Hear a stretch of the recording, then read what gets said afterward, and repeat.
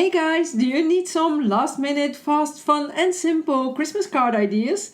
Well, let's not waste any time then. Let's get to it. For the first idea, I'm going to use some watercolor inks. I'm going to add the watercolors on an acrylic block. I'm using 3 different colors because I have them, but one color will give a stunning result as well. Next I have a piece of string and I take off quite a long piece. Then I'm going to let the thread land in the ink. To help the thread soaking up the ink, I'm going to push it in using a skewer. You can use your fingers or another pointy tool as well. Next I'm going to carefully lift up the thread, and when your string is in a knot, just use the skewer to help it untangle. Next I'm going to let my thread land on my card and I'm going to make a loop for the first part, and then I'm going to add the rest of the thread in a zigzag motion, making it smaller going towards the end. And once I'm at the end, I'm letting the end that is still uncolored hang over the card.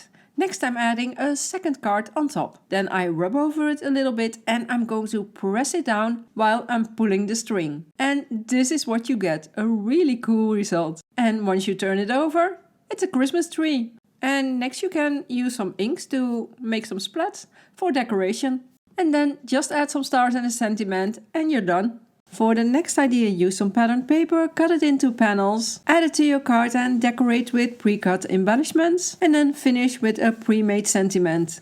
Or grab the free sentiment sheet that you can find in the link in the description box below this video. For the last idea, draw some lines in a tree shape using glitter drops. Then pick up a pointy tool and scribble some zigzags over those lines to turn it in a fun and funky Christmas tree.